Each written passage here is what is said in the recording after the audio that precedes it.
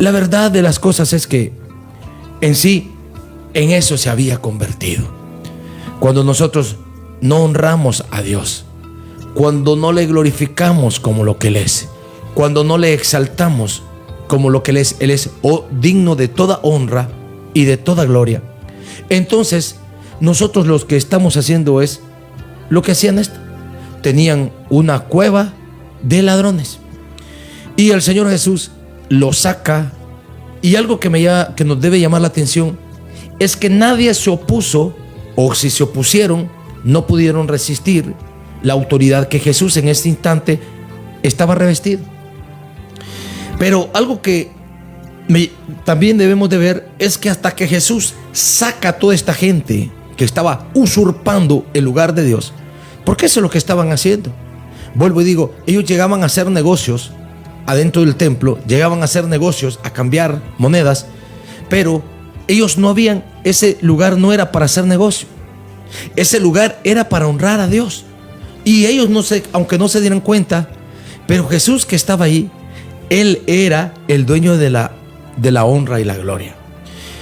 En una ocasión Jesús, cuando fue tentado antes de iniciar su ministerio, dice la Biblia que Satanás, el diablo, llegó donde Jesús.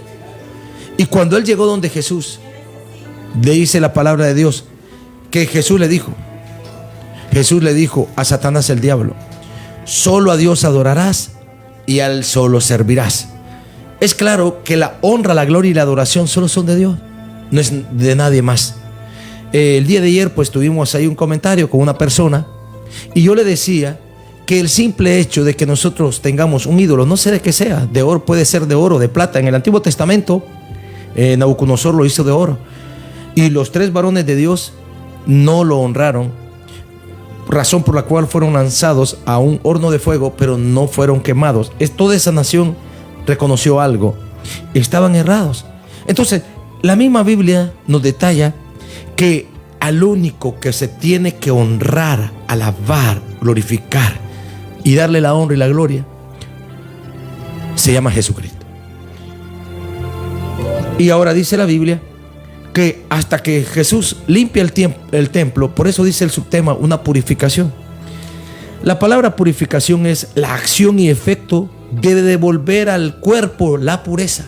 En otras palabras, se había perdido la pureza o el objetivo con el cual se había edificado el templo, y Jesús viene al hacer esta limpieza o esta acción. Prácticamente lo que hace Jesús es devolverle al templo el propósito para el cual es diseñado.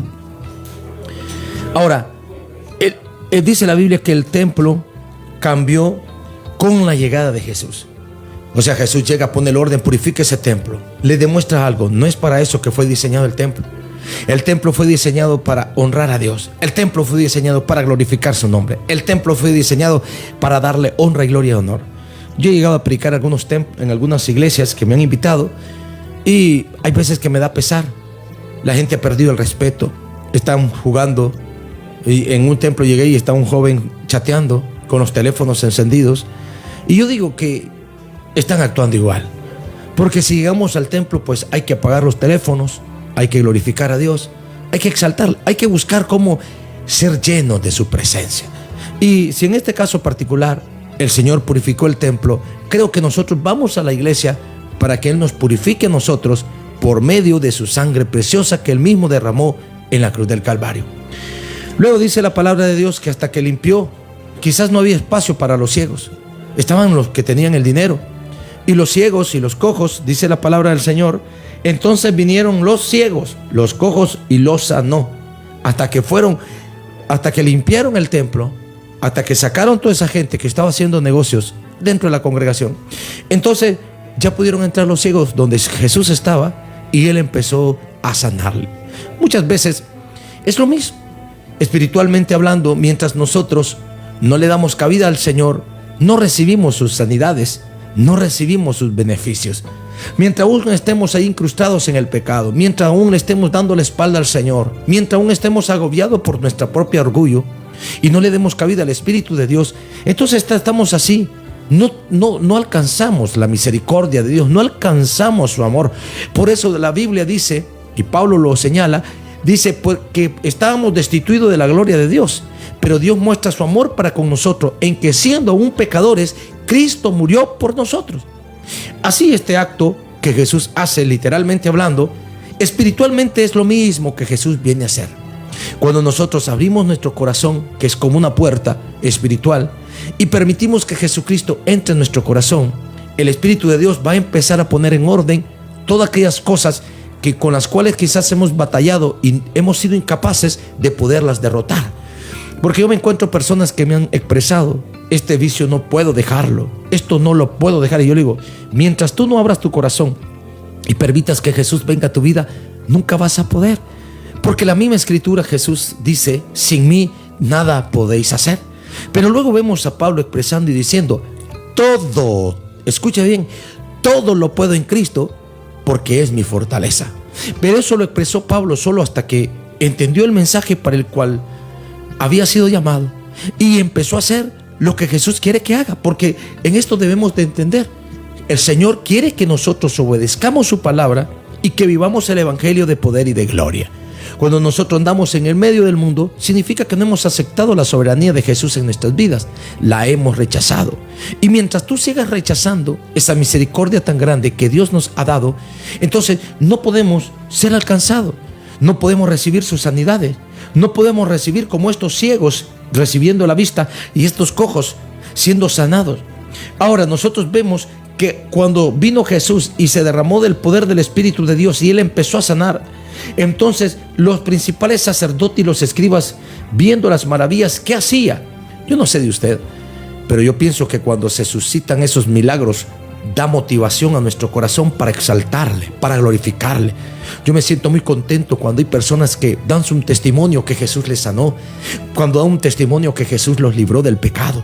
Hay tantos testimonios que cuando me recuerdo de ellos, mi corazón se llena de alegría. Levanto mis manos al cielo y le digo: gracias, Señor, porque ese es Dios que está actuando a favor de los más necesitados, que somos nosotros.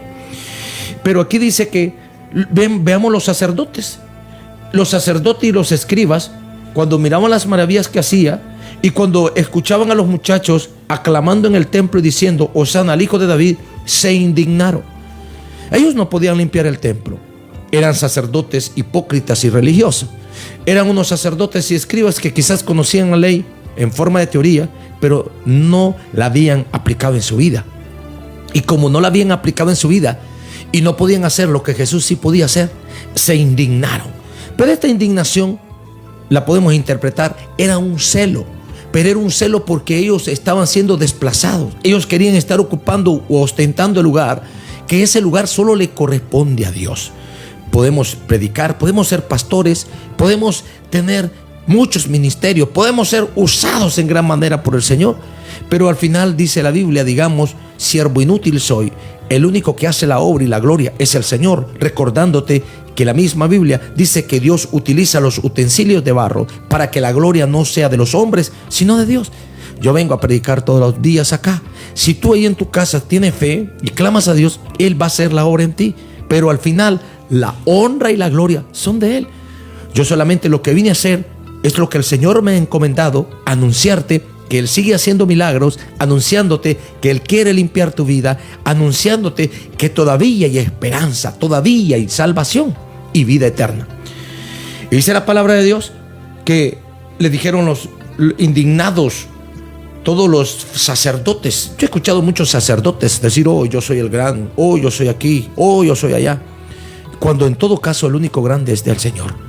El único digno de honra y de gloria es nuestro Señor y Salvador Jesucristo. Y recordemos algo, dice la Biblia: el que se exalta, Dios le humilla, y el que se humilla, Dios lo exalta. Esto tiene que ver que cuando le des la honra y la gloria al Señor, Dios te va a poner a la par con Él, no en poder y gloria, sino acepto como su hijo, y te va a librar de todo el pecado. Ahora dice la Biblia que cuando los sacerdotes escuchaban las maravillas, miraban, o sea, podían ver ellos cómo los ciegos miraban.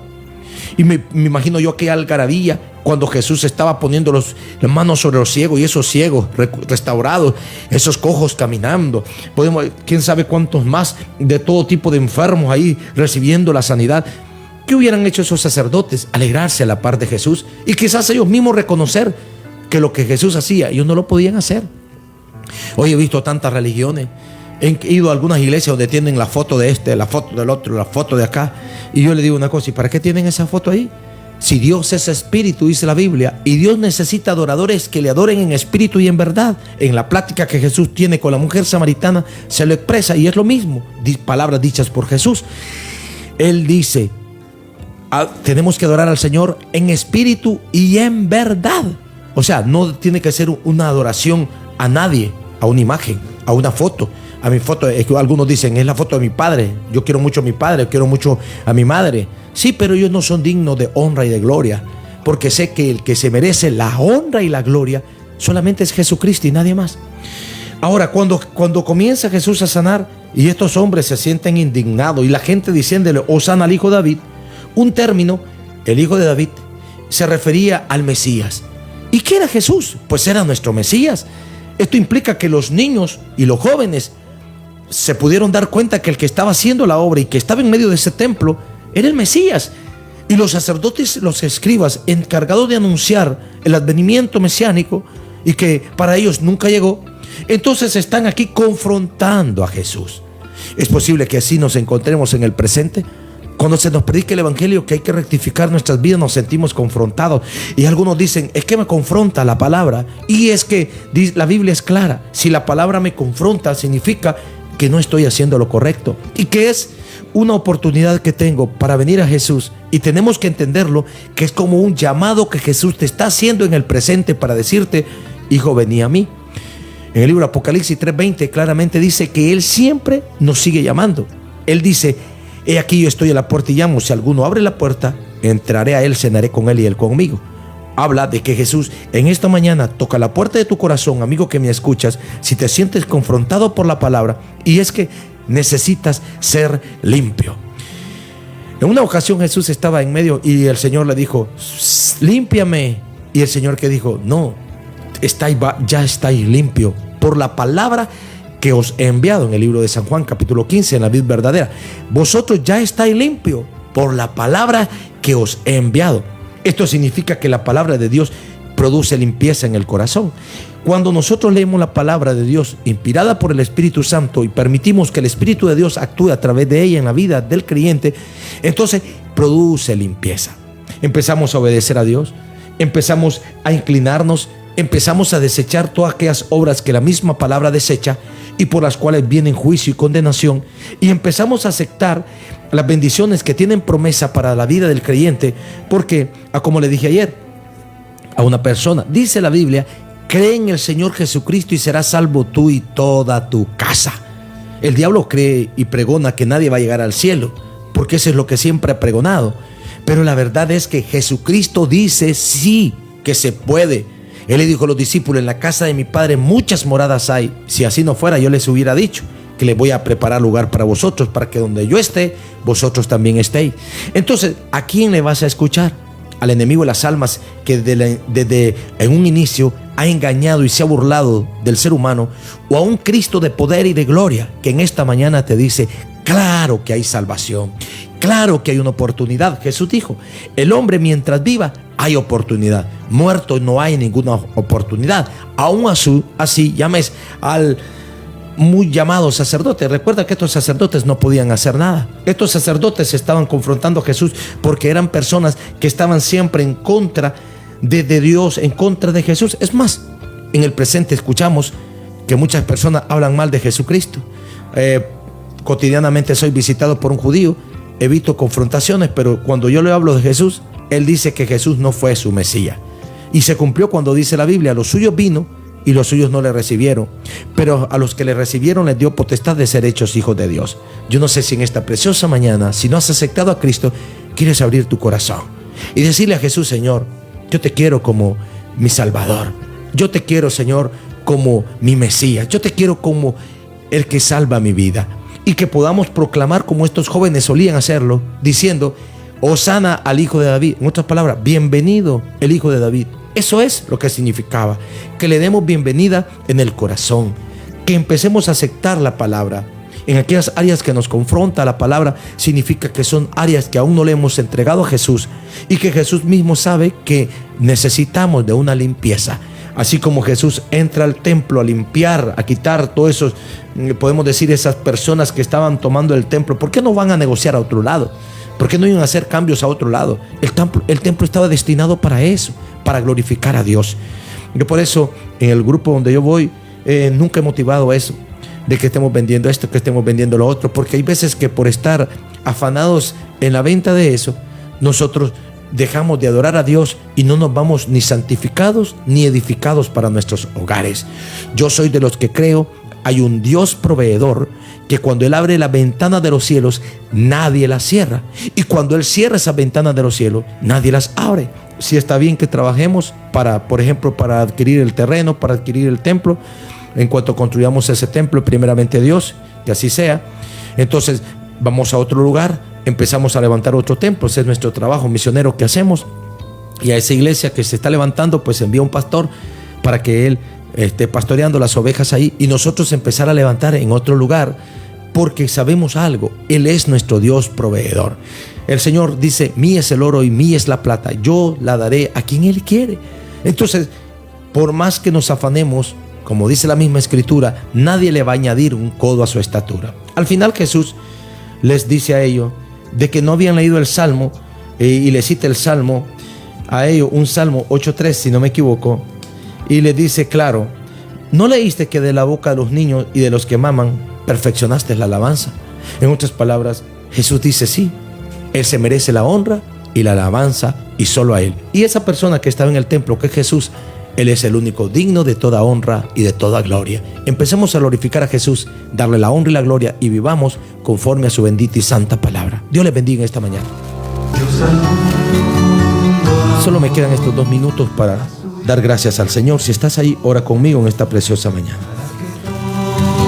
Soberano Dios, Padre que estás en los cielos, te agradezco, Señor, por este día más de vida que tú me has dado. Te pido, Padre, que derribes todo principado y todo gobernador de las tinieblas. Te presento ese campo allí en Santa Juana, Dios. Bendícelos, Padre. Cada uno de los hermanos que asisten, cúbrelos con tu sangre. Reprende todo lo que no sea tuyo. Abre ventanas de los cielos, Padre.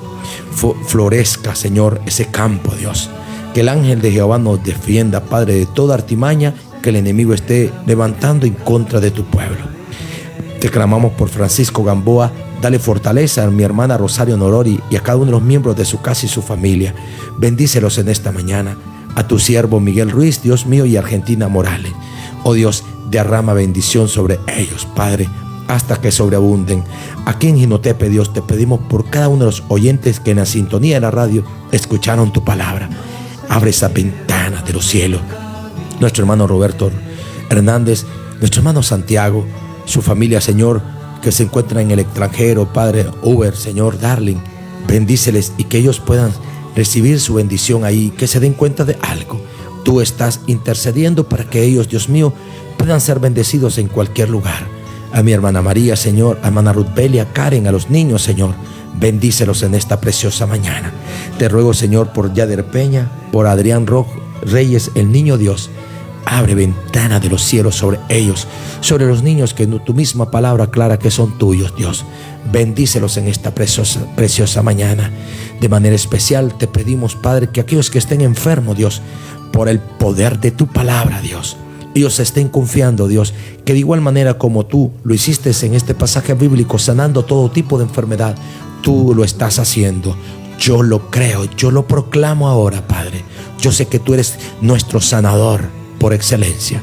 En esta preciosa mañana, pues sean todos bendecidos en el glorioso y santo nombre de Jesús. Bendice también a Armando García allá en Costa Rica, de donde nos envía esos mensajes. Bendice a Ernesto Rojas. Bendice, Señor, a Ever Jarquín y a Julio Baltonano. Y bendícelos a todos en el glorioso y santo nombre de tu Hijo amado Jesús. Amén y amén. Bendiciones hasta el día de mañana. Nuevamente estaremos con algún tema, si así Dios lo permite. Dialogando con Dios, un programa para meditar, reflexionar y alabar a Dios. Dialogando con Dios por medio de la oración. Nuestros problemas, enfermedades, Todo lo imposible, deposítalo en las manos de Dios. Dialogando con Dios.